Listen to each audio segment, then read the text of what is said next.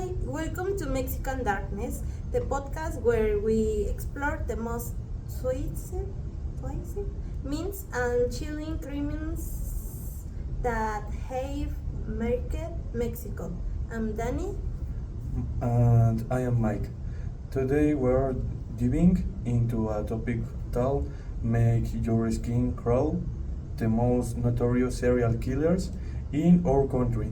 But beyond the names we'll talk about, what of them, how they acted, and when Mexico really talks about them. Exactly. When we think about serial killers, most people picture guys like the Bundy of Jeffrey Dahmer, but Mexico has its own horrifying stories, some just as disturbing, if not worse.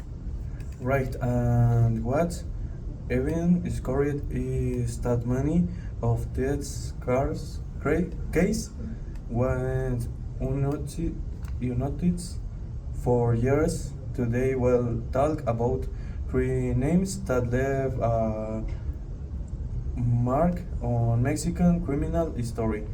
Juana Barraza, the old lady killer, Jose Luis Calva Cepeda, the cannibal of Guerrero, and Felicita Sanchez Aguion, the ogre of colonial Roma. In the segment one, Juana Barraza, the old lady killer. Let's start with Juana Barraza, better known as La Mataviejitas. Her history sounds like a movie. A strong woman, former pro wrestler, mask enthusiast, who became a killer of elderly women. Yeah, she was known in the interesting world as the Silent Lady, but Bedwell in 1998 and 2006 instead of stepping into the ring, she entered homes of elder women pretending to be a nurse on government work and killer them. The most disturbing part is that her victims were vulnerable people, mostly women over 60, living alone. 16. She used brutal methods, strangulation with cords, scabbards, or anything she could find. And her motive, poor hated, she said her mother had sold her as child in exchange for a few bears. She hated older women because they remitted her of the mother. That's deep drama. And the crazy thing is how long it took the police to realize they were dealing with a serial killer. They could believe a woman has behind those murders. Y así que Exactly. exactly. Some investigators event thought it was a man designated as woman. She was finally convicted in 2006, leaving the sentence of her last crime. She was sentenced 759 years in prison. That's fascinating. Fascinating. It's that ever behind bars, Juana Barraza became almost mythical, a symbol of vengeance and rage. Her chaos else reflects something very Mexican, the strength in the justice system and how easily the vulnerable are forget them.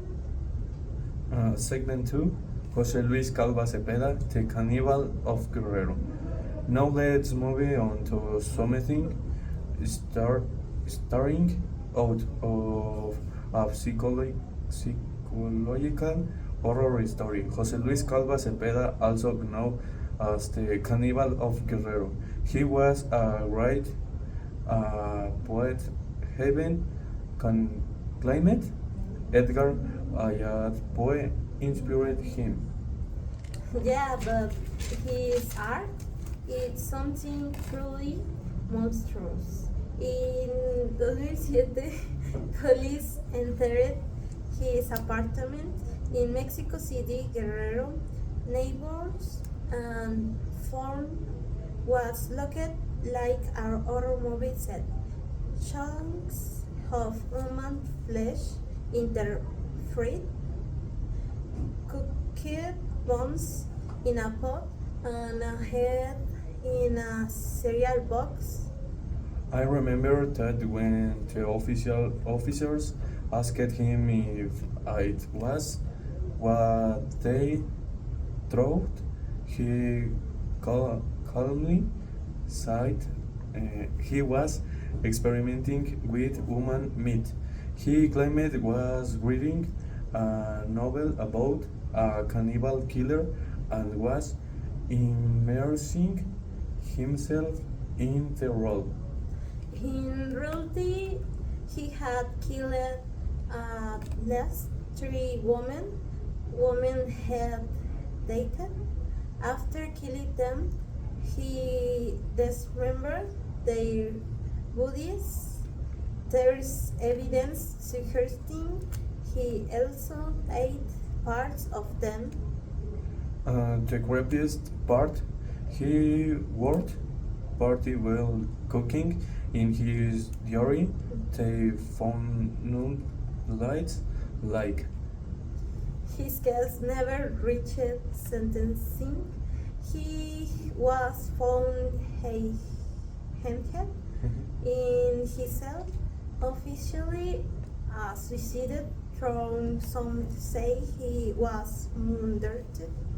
Either way, his story remains a terrifying mix of modern obsession and actual glimpses of who the mind can completely self-destruct. In the segment 3, Felicita Sanchez Aguillon, the owner of Colonia Roma. Now let's travel back in the time to the 1940. The story of Felicita Sanchez Aguillon come as the owner of Colonia Roma, one of Mexico's first documents famous serial killers. Right, she is not a famous but near criminals were horrific. Felicitas was a nurse and midwife for years.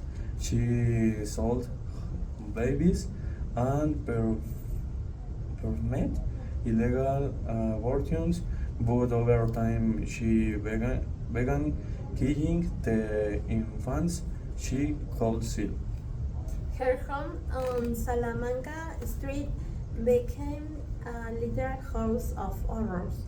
Neighbors complained about the awful Awful. smell, and when police finally entered, they found Oman's remains, hearts with preserved fetuses and booklets of bones. It all came to light in 1941. She claimed she did it out of necessity, but her methods showed complete emotional detachment, cold, calculate, mechanical.